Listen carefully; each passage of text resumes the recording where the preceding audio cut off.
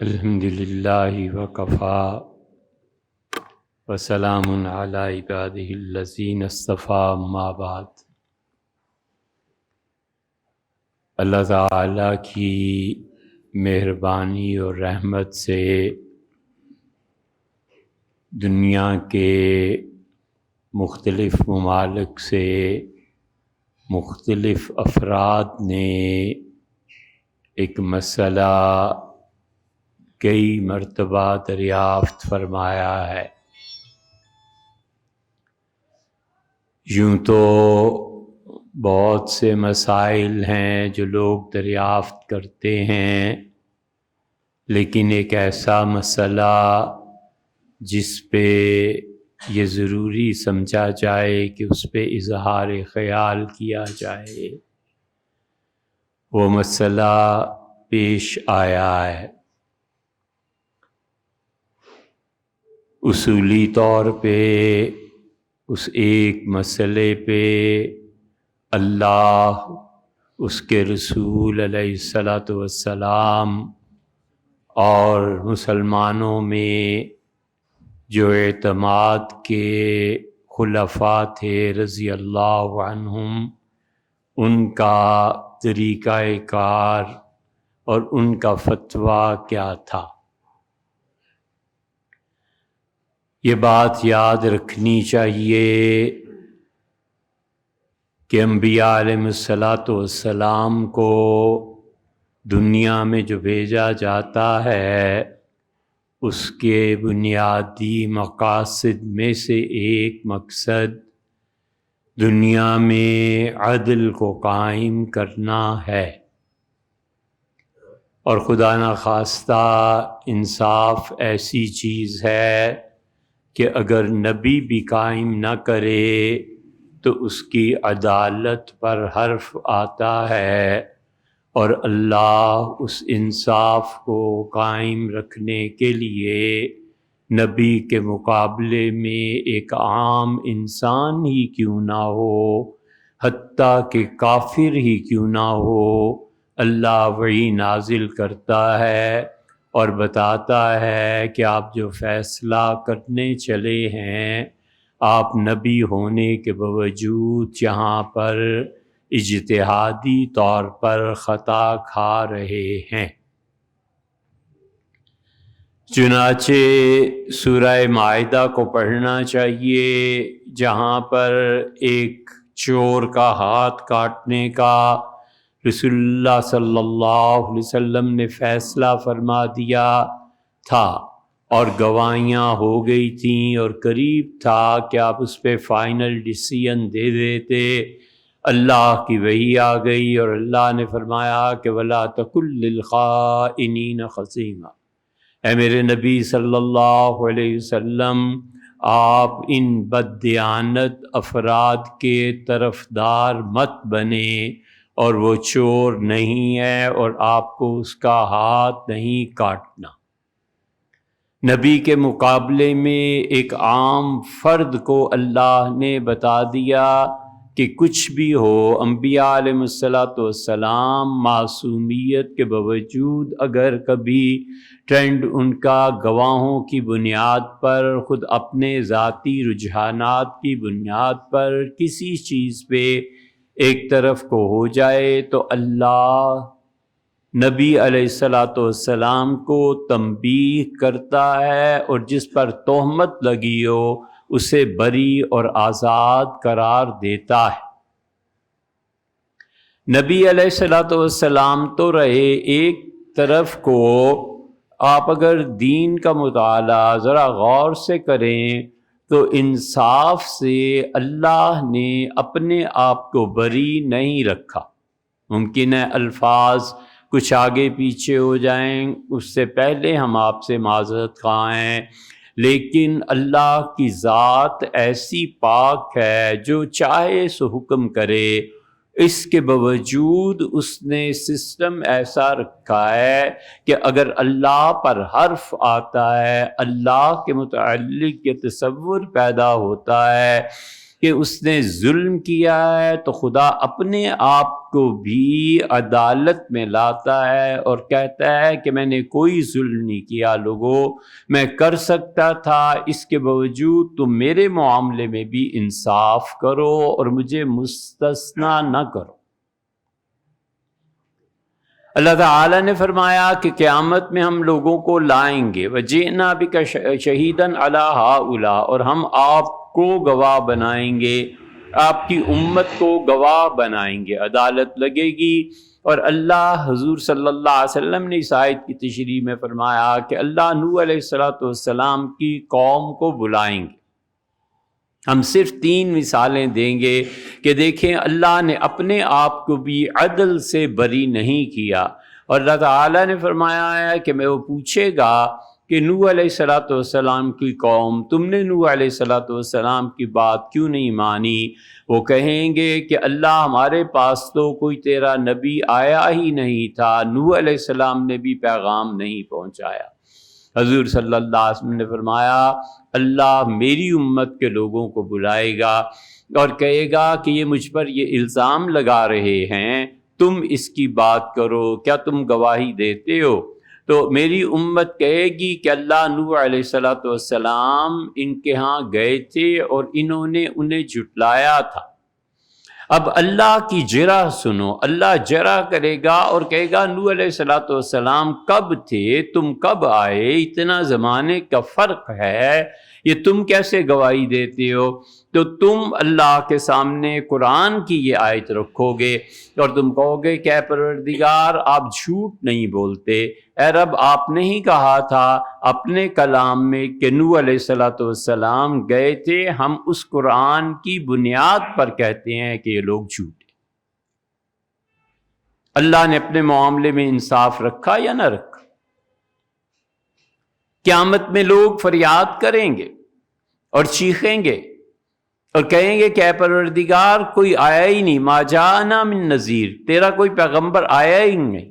اللہ تعالیٰ ان سے کہیں گے کہ ہم نے بھیجا تھا، وجاءکم النذیر، ہم نے کیا تم میں ہر انسان کو اتنا شعور نہیں دیا تھا کہ میرا اقرار کرتا؟ اولم نعمرکم، کیا میں نے تمہیں زندگی نہیں دی تھی؟ یتذکر فیہ من تذکرہ، جس نے سمجھنا تھا مجھ پہ ایمان لانا تھا وہیں سے ایمان لے کے آیا ہوتا۔ ایک دلیل، وجاءکم النذیر، اور ہم نے دوسرے پیغمبر علیہ السلام کو تمہاری زندگیوں میں بھیجا تھا، تم نے نہ میرے متعلق غور کیا، عقل سے کام لیا، نہ تم نے نبی کی مانی، اب تمہارے پاس کیا دلیل ہے؟ کیوں نہ تمہیں سزا دی جائے؟ یہ اللہ اسی لیے کہتے ہیں کہ وہ لوگوں کو بتائیں کہ میں بھی عدل سے بری نہیں ہوں۔ اسی لیے اللہ تعالیٰ نے تیسری جگہ فرمایا، اور اللہ نے کہا کہ وہ لوگ جو فطرت کے زمانے میں آئے، فطرت کا زمانہ ایک نبی حضرت عیسیٰ علیہ السلام یا ادریس علیہ السلام 2 مرتبہ فطرت واقع ہوا ہے، اور اس کے انتقال کے بعد سینکڑوں ہزاروں سال تک کوئی نبی نہیں آیا۔ یہ جو لوگ بغیر دعوت کے رہ گئے اور انبیاء علیہ السلام کی دعوت نہیں پہنچی، ہمارے زمانے میں آسٹریلیا، افریقہ، چائنا، نبوت کی دعوت خود ان کی زبان میں نہیں پہنچی، ہم نہیں کہتے کہ یہ لوگ جہنمی، بالکل نہیں۔ خدا کہتا ہے کہ وما کننا معذبین، یہ تیسری دلیل دیکھو، اللہ کہتا ہے میں کسی کو عذاب نہیں دیتا حتیٰ یہاں تک کہ میں اپنا رسول پہلے بھیجتا ہوں۔ دلیل قائم ہوتی ہے، اللہ نے اپنے آپ کو مستثنی نہیں کیا عدل سے اور عدالت سے۔ حضرت رسالت مآب صلی اللہ علیہ وسلم کا، اللہ کے بعد اس کے رسول علیہ السلام کی زندگی ہم سب کے لیے قابل اتباع ہے۔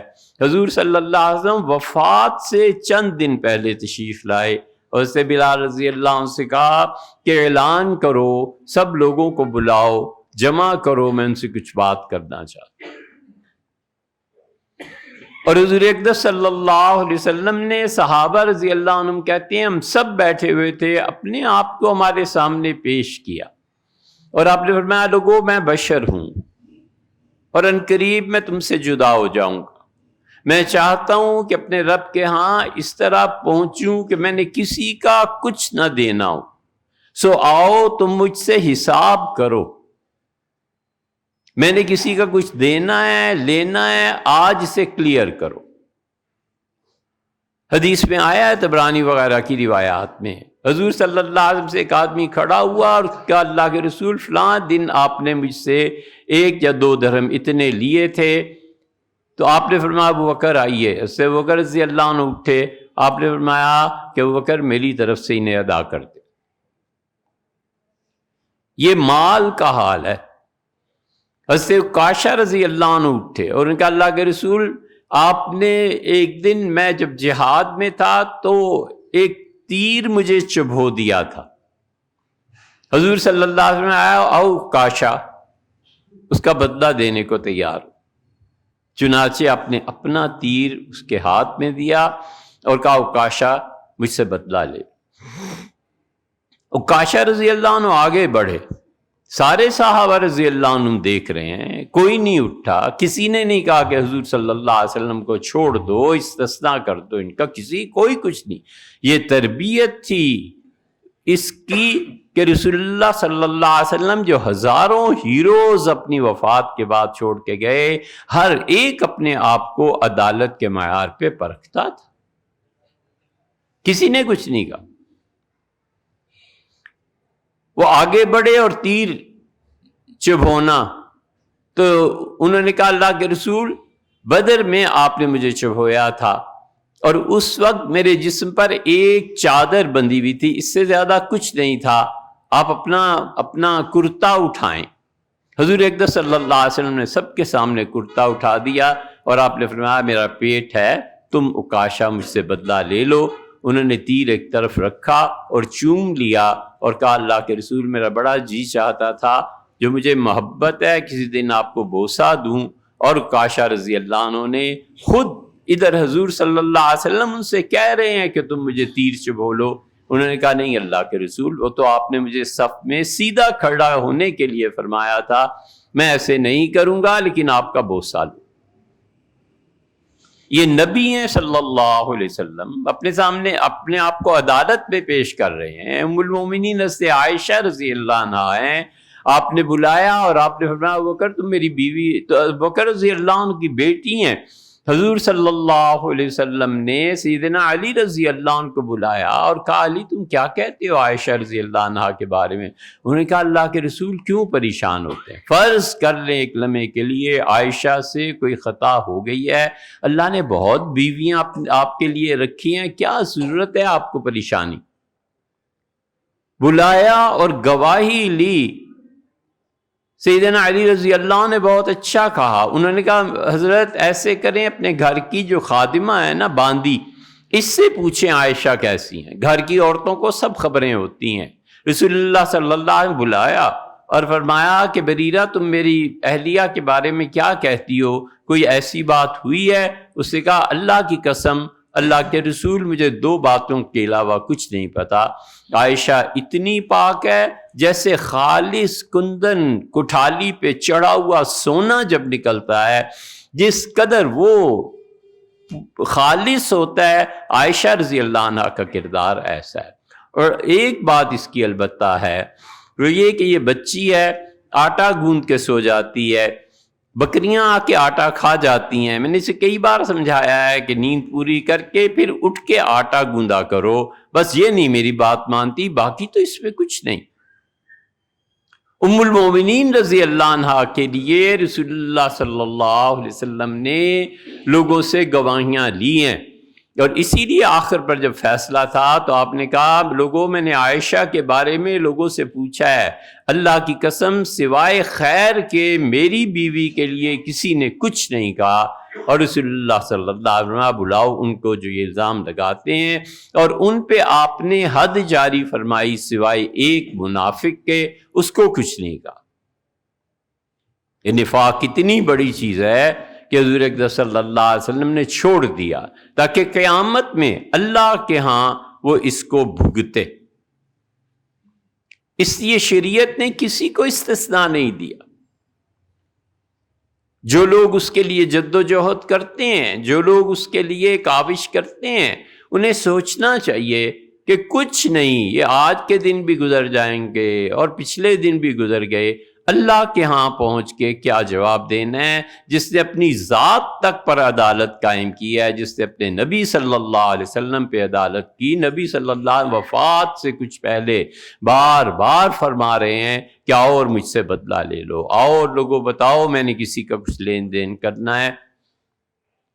اور پھر سیدنا ابوبکر رضی اللہ عنہ کی خلافت آئی، سیدنا ابوبکر رضی اللہ عنہ گئے اور انہوں نے طویل باتیں ہیں ان کی، انہوں نے کسی کو کہا کہ دیکھو میں اور عمر جا رہے ہیں، یہ اونٹ ہیں، بہت زیادہ کام ہے، کسی کو مت آنے دینا۔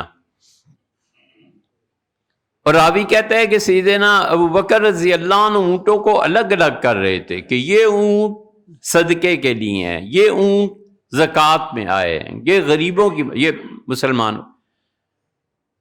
اور ایک تیسرا آدمی نظر چرا کے پیچھے پیچھے چل پڑا، اور حضرت ابوبکر رضی اللہ عنہ بہت مصروف تھے، آپ نے اسے دیکھا تو اپنا راز ہوئے، اور آپ نے فرمایا میں نے نہیں منع کیا تھا کہ کوئی نہ آئے، مجھے بہت ضروری کام کرنے ہیں، اور تو کیسے آ گیا ہے؟ اور ان کے ہاتھ میں اونٹ کی نکیل تھی، انہوں نے نکیل اسے ماری اور اسے کہا نکلو یہاں سے۔ سارا کام جب ہو گیا، سیدنا عمر رضی اللہ عنہ کہتے ہیں ہم باہر نکلے، اور حضرت عمر رضی اللہ عنہ کہتے ہیں مجھ سے فرمایا مجھ سے زیادتی ہو گئی ہے اور ہم نے انصاف کو قائم کرنا ہے، بلاؤ اس کو۔ وہ آدمی بلایا گیا تو حضرت ابوبکر رضی اللہ عنہ نے نکیل اس کو دی اور فرمایا جیسے ابوبکر نے تمہیں مارا ہے تم ابوبکر کو مارو گے تو پھر یہ ہو جائے۔ سیدنا عمر رضی اللہ عنہ کہتے ہیں میں نے کہا حضرت یہ نہ کریں، لوگوں میں چھوٹے بڑے کا کوئی احترام نہیں رہے گا۔ تو کیا خوبصورت جواب دیا انہوں نے کہا عمر کل اللہ نے پوچھا تو تم میرے اس مارنے پہ یہ جا کر بتاؤ گے، اللہ کو گواہی دو گے؟ اور میں نکیل لے اور مجھے مار۔ سیدنا عمر رضی اللہ عنہ نے کہا اس بدو سے، دیہاتی سے، کہ کیا یہ مناسب ہوگا کہ ہم تمہیں کچھ دے دیں؟ تم مانگنے ہی کے لیے آئے تھے نا، ہم تمہیں ابوبکر رضی اللہ عنہ کچھ دے دیں اور تم انہیں چھوڑ دو؟ اسے کہا ہو سکتا ہے۔ سیدنا ابوبکر رضی اللہ عنہ کا اچھا سنو، میں اپنے حق سے تمہیں بہترین سواری کا ایک اونٹ دیتا ہوں اور 5 سونے کے سکے، 5 تولے سونا بھی دیتا ہوں اپنے حق سے، اور فرمایا تیسری چیز تمہیں دیتا ہوں کہ اونٹوں کے اوپر جو خوبصورت چادریں ڈالی جاتی ہیں اور جس سے فخر بلندی حاصل ہوتی ہے عربوں میں، 5 چادریں بھی تم مجھ سے لے لو۔ وہ بڑا خوش ہوا، اس نے کہا حضرت مجھے منظور ہے۔ حضرت ابوبکر رضی اللہ عنہ نے اللہ کا شکر ادا کیا اور کہا اے رب انصاف قائم ہو گیا ہے، میں ڈرتا ہوں کہ قیامت میں تو مجھ سے پوچھے کہ میں نے کیا کیا۔ کس کو استثناء حاصل؟ جس خلافت راشدہ کی آپ مثال دیتے ہیں، ادھر آ جائیں خلافت راشدہ میں۔ ابوبکر رضی اللہ عنہ کے بعد خلیفہ ثانی سیدنا عمر رضی اللہ عنہ ہی تھے نا۔ معاذ رضی اللہ عنہ کے ساتھ کچھ اختلاف ہو گیا، عدالت میں گئے اور ان کا دعویٰ یہ تھا کہ سیدنا عمر رضی اللہ عنہ نے یہ جس چیز کے متعلق فرمایا یہ میری ہے، یہ ان کی نہیں ہے، میری۔ اور گئے کس کے پاس؟ مدینہ منورہ کے قاضی حضرت زید رضی اللہ عنہ تھے، جو خود حضرت عمر رضی اللہ عنہ نے مقرر کیے تھے۔ فیصلہ حضرت عمر رضی اللہ عنہ کے خلاف ہوا اور معاذ رضی اللہ عنہ بھی خاموش، یہ بھی خاموش، آ گئے، بس فیصلہ نافذ ہو گیا۔ حضرت ابی رضی اللہ عنہ کا حضرت عمر رضی اللہ عنہ کا ایک کھجور کے درخت پہ جو سانجی زمین تھی اس پہ معاملہ چلا۔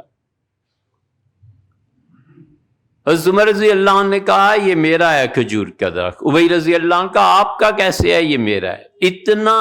اتنا آزاد اور بے باک معاشرہ تھا۔ سیدنا عمر رضی اللہ عنہ بولے اور ان کا ابی یہ فیصلہ تو عدالت کے علاوہ کہیں نہیں ہوگا۔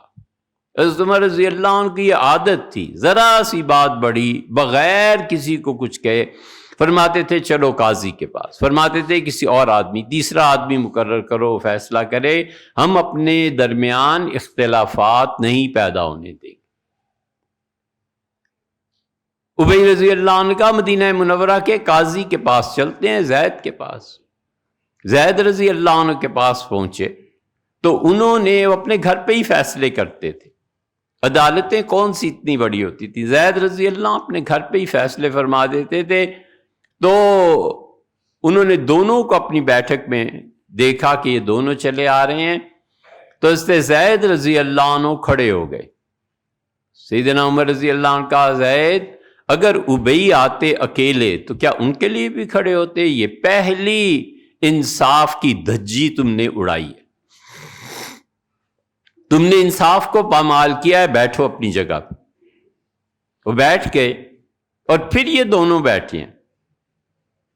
اس سے زید رضی اللہ عنہ نے کہا کہ وہ کھجور کا درخت ابی آپ کا، عمر رضی اللہ عنہ کا میرا، ان کا امیر المومنین، آپ قسم کھائیں خدا کی کہ یہ درخت آپ کا ہے۔ سیدنا عمر رضی اللہ عنہ نے کہا کہ یہ درخت میرا ہے، میں کیوں نہ اللہ کی قسم کھاؤں، یہ بات یاد رکھنے کی ہے۔ انہوں نے کہا کہ میں جھوٹ بولتا ہوں تو اللہ کے عذاب میں پکڑا جاتا ہوں، اگر میں سچ بول رہا ہوں اور یقیناً سچ بول رہا ہوں تو مجھے کیا حرج ہے میں اللہ کے نام کی قسم کھاؤں۔ انہوں نے کہا اس پروردگار کی قسم جس کے علاوہ کوئی خدا نہیں ہے، یہ درخت عمر کا ہے، میرا ہے۔ زید رضی اللہ نے فیصلہ کر دیا اور جو ہی دروازے سے باہر نکلے انہوں نے کہا بھائی وہ درخت آپ لے لے، تو ہنس پڑے۔ انہوں نے کہا امیر المومنین اگر مجھے ہی دینا تھا تو یہ قسم کھانے کی کیا ضرورت تھی؟ فرمایا ابی میں نے اس لیے قسم کھائی ہے تاکہ امت میں کسی فرد کو یہ اختیار نہ ملے کہ قسم کے بغیر اپنا دعویٰ جیت جائے۔ یہ ہے شریعت۔ استثناء ہو جاتا ہے نا عمر رضی اللہ عنہ کا کہ امیر المومنین قسم نہ کھائیں۔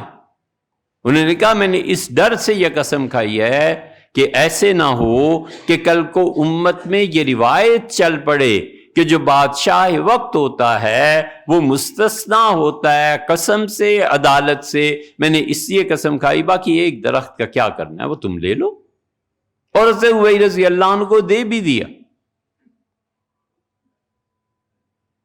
سیدنا عثمان رضی اللہ عنہ کو خلافت راشدہ سے پہلے دیکھ لیں، بعد میں دیکھ لیں، حضرت مقداد رضی اللہ عنہ کا اور ان کا اختلاف تھا۔ 7,000 درہم حضرت مقداد رضی اللہ عنہ نے قرض لیا تھا سیدنا عثمان رضی اللہ عنہ سے، وہ ادائیگی کے لیے 4,000 انہوں نے دیے۔ حضرت عثمان رضی اللہ عنہ کا 7 تھے، مقداد 4 نہیں تھے۔ انہوں نے کہا حضرت 4,000 تھا، 7 نہیں تھے۔ انہوں نے کہا حضرت چلیں پھر عدالت میں چلتے ہیں، وہاں فیصلہ کرتے ہیں۔ عدالت میں گئے، قاضی نے کہا عثمان رضی اللہ عنہ سے کہ عثمان قسم کھاؤ کہ 7,000 تھے۔ انہوں نے کہا میں قسم نہیں کھاتا۔ انہوں نے کہا پھر مقداد جو کہہ رہا ہے بس ٹھیک ہے 4,000 رکھیں۔ انہوں نے 4,000 لیے اور باہر نکلے تو مقداد رضی اللہ عنہ کہتے تھے میں نے کہا امیر المومنین حضرت آپ نے قسم کیوں نہیں کھائی؟ انہوں نے کہا میں نے قسم اس لیے نہیں کھائی کہ دیکھو اللہ کی کوئی تقدیر مجھ پہ نافذ ہو جاتی ہے اور ایک آدھ ہفتے میں، مطلب یہ کہ گر پڑتا، ٹانگ ٹوٹ جاتی، کوئی اور مصیبت آ جاتی تو لوگ کہتے کہ عثمان نے اللہ کے نام کو غلط استعمال کیا، دیکھو خدا نے سزا دی ہے۔ تو میں اس بدنامی سے بچنا چاہتا ہوں، اس لیے بس 4 ٹھیک ہے۔ عدالت میں گئے نا، فیصلے نافذ ہوئے ان کے خلاف، حتیٰ کہ امیر المومنین سیدنا علی رضی اللہ عنہ کے خلاف فیصلہ ہوتا ہے، کوئی مسئلہ نہیں۔ آپ نے ایک یہودی کے پاس اپنی ذرا دیکھی اور آپ نے اس سے کہا یہ تو میری ہے، اس سے کہا آپ کی نہیں میری ہے۔ سیدنا علی رضی اللہ عنہ امیر المومنین قاضی شریح کی عدالت میں گئے، حالانکہ انہوں نے خود ہی شریح کو قاضی بنایا تھا، اور اصل میں حضرت عمر رضی اللہ عنہ نے شریح کو قاضی بنایا تھا۔ حضرت عمر رضی اللہ عنہ نے ان کے بعض فیصلے قاضی شریح کے جب سنے تو آپ نے فرمایا کہ تمہارے لیے حق یہ ہے کہ تم مسلمانوں کے قاضی بنو، اور کمال کی بات فرمائی۔ پوچھا شریح تم کس خاندان سے ہو، تمہارے پاس کتنا مال ہے، اور پھر فرمایا شریح آگے قاضیوں کو مقرر کرو، لیکن یاد رکھو کسی بھی کمینے شخص کو، نیچ ذات کو مسلمانوں پہ مسلط نہ کرنا، اس کی خصلت اندر سے خراب ہوگی، ایسے نہ ہو کہ مسلمان اس کی خصلتوں کی وجہ سے انصاف نہ کرنے پائیں۔ اور فرمایا شریح یہ بھی یاد رکھو اس کا حسب نسب، اس کا قبیلہ جانچنے کے بعد کسی غریب آدمی کو کبھی بھی جج نہ بنانا، قاضی نہ بنانا، ورنہ سب سے پہلے وہ سوچے گا کہ میرا گھر بنے، اور لوگوں سے پیسے لے کے فیصلے کرے گا۔ یہ دو چیزیں جج میں نہیں ہونی چاہیے۔ پھر چپ ہو گئے۔ پھر فرمایا شریح سنو، نہ تم کوئی ہدیہ لوگے نہ رشوت لوگے، کوئی ہدیہ دینے بھی آئے تو اسے نہ رکھنا، کیونکہ اس سے تمہارے فیصلے متاثر ہو جائیں گے۔ پھر فرمایا شریح میں تمہاری بہت بڑی تنخواہ مقرر کر دوں گا، اور تم نہ بازار میں جانا، نہ خرید و فروخت میں، اور نہ کوئی بزنس کرنا۔ یہ ساری شرائط لگائیں، اور میں بہت اچھی تنخواہ دوں گا، بازار میں جاؤ گے تمہاری عزت برقرار نہیں رہے گی، تم بزنس کرو گے پیسے کے ساتھ پیسہ آ جائے گا تو تمہارا رجحان پیسے کی طرف چلا جائے گا، انصاف قائم نہیں ہوگا۔ اس لیے وہ لوگ اللہ بہت ہی معاف فرمائے جو اپنی ذات کے اعتبار سے کمی اور کمین گنے جاتے تھے، اسی لیے انہیں دو چیزیں نہیں کرنے دیتے تھے۔ ایک، کسی ایسے شخص کو طب نہیں پڑھاتے تھے، کہتے تھے کہ اگر یہ طبیب اور حاکم بن گیا تو لوگوں سے پیسے وصول کر کے دولت مند اپنے آپ کو بنائے گا، یہ اور ایک وہ کہتے تھے کہ قاضی اور جج مقرر نہیں کرنا، اگر اسے کرو گے تو انصاف نہیں ہوگا، اسے کرو گے تو ڈاکٹر بن جائے گا، بڑے عہدے پہ حکیم بن جائے گا، طبیب بن جائے گا، اور لوگوں کی صحت سے زیادہ ان کے پیسے پہ اس کی نظر چلی۔ سیدنا علی رضی اللہ عنہ شریح کے پاس گئے ہیں، شریح نے کہا امیر المومنین اس ڈھال پہ جھگڑا ہے۔ شریح بہت احترام کرتے تھے سیدنا علی رضی اللہ عنہ، بہت زیادہ، اٹھے اپنی جگہ سے، آ کے اس عیسائی کے ساتھ بیٹھ گئے اور اپنی کرسی پہ امیر المومنین رضی اللہ عنہ کو بٹھایا اور کہا امیر المومنین آپ خلیفہ وقت ہیں، آپ یہاں بیٹھے، باقی مقدمہ وہی ہے جو میں نے سننا۔ سیدنا علی رضی اللہ عنہ بیٹھ گئے۔ شریح نے کہا کیا بات ہے؟ سیدنا علی رضی اللہ عنہ نے کہا یہ میری ڈھال ہے۔ عیسائی نے کہا میری ڈھال ہے۔ انہوں نے کہا امیر المومنین آپ گواہ بنائیں، کون گواہ ہے آپ کے دعوے پہ؟ ان کا میرا بیٹا حسن میں بلاتا ہوں گواہی دے گا۔ شریح نے کہا امیر المومنین بیٹے کی گواہی باپ کے حق میں قبول نہیں کرتا۔ دو گواہ لائے۔ انہوں نے فرمایا میں قمبر اپنے غلام کو بلاتا ہوں۔ اس سے کہا غلام کی گواہی آقا کے حق میں قبول نہیں کرتا۔ اور گواہ لائے۔ سیدنا علی رضی اللہ عنہ کا اور تو کوئی گواہ نہیں۔ شریح نے اٹھائی ڈھال اور اس کو دے دی عیسائی کو اور کہا چل، چھٹی ہوئی۔ اسی لیے سیدنا عمر رضی اللہ عنہ نے اصول جاری کیا تھا کہ جو شخص جتنے دور سے آتا ہے فوری طور پہ اس کا فیصلہ کرو۔ قاضیوں کو ہدایت تھی، فرماتے تھے وہ دور سے آتا ہے بیچارہ، تھکا ہوا ہے، مسافر ہے، یہاں رہ نہیں سکتا، اس کے کاموں میں حرج ہوگا، اور اگر تم زیادہ دیر کے لیے اسے ٹھہراؤ گے تو وہ انصاف سے مایوس ہو کر چلا جائے گا۔ اور یاد رکھو جو فیصلے مقدمے دیر سے ہوتے ہیں ان میں انصاف نہیں ہوتا۔ امیر المومنین رضی اللہ عنہ کوئی گواہ نہیں پیش کر سکے۔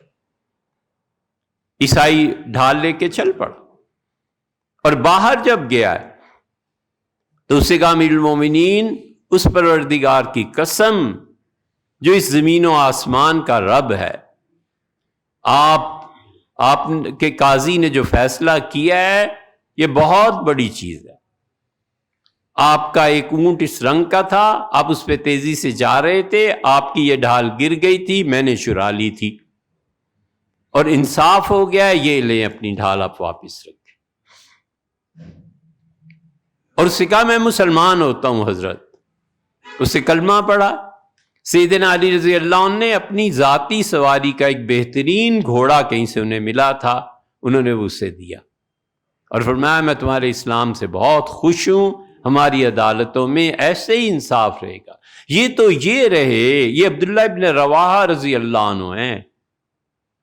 عبداللہ ابن رواحہ اتنے بڑے شاعر تھے کہ حضور اقدس صلی اللہ علیہ وسلم نے ایک سفر میں کہا رات کو اونٹوں کی سواریاں جا رہی ہیں تو فرمایا عبداللہ کو بولا. عبداللہ آئے تو آپ نے فرمایا شعر پڑھ عبداللہ. عبداللہ رضی اللہ عنہ غضب کے شاعر تھے. وہ کہتے ہیں اس ایک رات میں حضور صلی اللہ علیہ وسلم جب میں چپ ہو جاتا تھا فرماتے تھے عبداللہ اور پڑھ، عبداللہ اور پڑھ، اور مجھے شعروں پہ داد ملتی رہی. سحری تک میں نے 200 سے زیادہ اشعار رسول اللہ صلی اللہ علیہ وسلم کو سنائے. یہ عبداللہ ابن رواحہ ہیں. بیت اللہ میں داخل ہوئے، حدیبیہ میں انہوں نے عمرہ کرنے نہیں دیا. نیکسٹ ایئر جب وہ آئے ہیں بیت اللہ میں داخل ہوئے، سیدنا عمر رضی اللہ عنہ کہتے ہیں میں عبداللہ کے ساتھ تھا اور عبداللہ نے کہا فینا رسول اللہ یتلو کتاب، ہم میں اللہ کے رسول ہیں جو خدا کی کتاب پڑھتے ہیں، ایسے ان پہ وحی نازل ہوتی ہے. اور جب تمہارے جسم کے بوجھ سے تمہارے بستر تک تھک جاتے ہیں اس سمے حضور صلی اللہ علیہ وسلم خدا کے سامنے کھڑے ہوتے ہیں اور رات کو تہجد پڑھتے ہیں. حضرت عمر رضی اللہ عنہ کہتے ہیں میں نے کہا اللہ کا گھر بیت اللہ اور رسول اللہ صلی اللہ علیہ وسلم کے سامنے عبداللہ تم شعر پڑھ رہے ہو، کیا کر رہے ہو؟ حضور صلی اللہ علیہ وسلم دا عمر اسے پڑھنے دے، تمہیں نہیں پتا ہماری یہ شاعری کافروں کے کلیجے میں جا کے تیر لگتے ہیں، پڑھنے دے عبداللہ پڑھ. یہ عبداللہ ابن رواحہ ہیں. خیبر فتح ہو گیا ہے، حضور صلی اللہ علیہ وسلم اپنی زمین ٹھیکے پہ دے دی ہے. فرماتے ہیں عبداللہ جاؤ اور یہودی جو کام کرتے ہیں اور میں ہوں ہمارے درمیان انصاف سے تقسیم کر. عبداللہ ابن رواحہ کھجوریں توڑتے تھے، 2 ڈھیر بنا دیتے تھے، یہودیوں کو بلا کے کہتے تھے کوئی ایک تم چن لو، ایک رسول اللہ صلی اللہ علیہ وسلم کا. یہ نہیں ہے کہ کھجوریں ایک کھجور ادھر نہ. یہ چیزیں اسلام ہمیں سکھاتا ہے، اسلام ہمیں تعلیم دیتا ہے، اور اس تعلیم میں بڑے ہوں یا چھوٹے ہم سب کو صرف اتنا سوچنا ہے کہ اللہ کے ہاں کیا جواب دے. گناہ سے بچنے کی اور غلط کاموں سے بچنے کا سب سے بڑا نسخہ اللہ کا خوف یا اللہ کی محبت یا اللہ کی معرفت. معرفت ہوتی ہے خدا کی کہ خدا کون ہے، بے ادبی نہیں کرتا، بیٹا کبھی باپ کے سامنے سگریٹ نہیں پیتا. معرفت ہوتی ہے باری تعالیٰ کی، مسجد کے قریب سے گزرتا ہے اور سگریٹ جھکا لیتا ہے، یہ اللہ کا ادب ہے جو اس کے دل میں. اللہ نے فرمایا فَإِنَّهَا مِن تَقْوَى الْقُلُوبِ يُعَظِّمُ شَعَائِرَ اللَّهِ. اور جو آدمی اللہ کی نشانیاں دیکھتا ہے جن کو دیکھ کے اللہ یاد آتا ہے، مسجد ہے، بیت اللہ ہے، وغیرہ وغیرہ. وَمَن يُعَظِّمْ شَعَائِرَ اللَّهِ فَإِنَّهَا مِن تَقْوَى الْقُلُوبِ. اللہ نے فرمایا اس کے دل میں تقویٰ ہوتا ہے، وہ اس لیے ہمارے شعائر کا ادب اور احترام کرتا ہے. اور اللہ کی معرفت، اللہ کی محبت بھی اس پہ لے آتی ہے، خدا کی محبت اس پہ لے آتی ہے. نافرمانی نہیں کرتا، قتل نہیں کرتا، خدا کی محبت کی وجہ سے اپنا حق بھی چھوڑ دیتا ہے کہ کوئی نہیں، اللہ میرا حق ختم ہو گیا، میں آپ کے ہاں سے لے لوں. اللہ کی محبت کے غلبے میں موت کی تمنا کرتا ہے کہ آپ کو دیکھنا چاہتا ہوں، آپ سے ملنا چاہتا ہوں کہ آپ میری بات سنیں. یہ اللہ کی محبت اسے گناہ سے روکتی ہے، نافرمانی سے روکتی ہے. اور تیسری چیز اللہ کا خوف ہے، ڈر ہے. وہ کہتا ہے میں اپنے رب سے ڈرتا ہوں نا، قیامت میں میرا کیا، قبر میں میرا کیا بنے گا۔ یہ تینوں چیزیں ایسی، معرفت ہو جائے اور محبت ہو جائے اور اللہ کا خوف، ہر ایک کا اپنا اپنا حال ہے۔ اللہ نے سارے انسانوں کو جس چیز سے پیدا فرمایا ہے، نبی بھی اس سے مستثنا نہیں ہے، اس پہ غلبہ ہو۔ جن لوگوں کو بنیادی طور پہ یہ تو فلاسفہ کا مسئلہ ہے، اس سے کیا اس پہ بحث کرنی ہے۔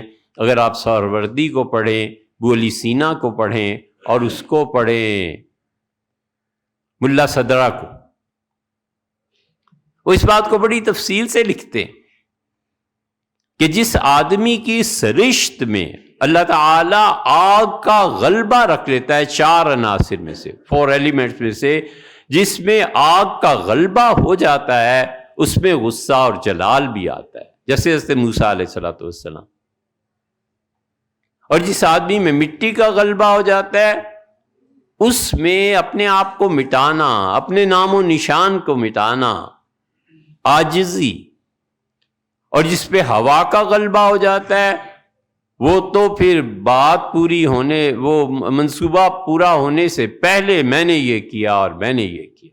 اور جس پہ پانی کا غلبہ ہو جاتا ہے، وہ انسان دھیرے دھیرے اپنے کام مکمل بھی کر لیتا ہے اور تکمیل تک پہنچ کر پھر بتاتا ہے کہ میرا یہ کام ہو گیا، اللہ نے فضل فرمایا۔ یہ 4 عناصر سے ہر انسان اس مرحلے سے ہی گزرتا ہے اور اس میں ہوتا ہے۔ انبیاء علیہ السلام اسی لیے بتاتے ہیں جب 4 منازل سے کوئی گزرتا ہے تو پھر اس پہ ایک چیز غالب آ جاتی ہے، یا تو اللہ کی محبت غالب آ جاتی ہے، یا معرفت غالب آ جاتی ہے، اور یا پھر اللہ کا خوف غالب آ جاتا ہے۔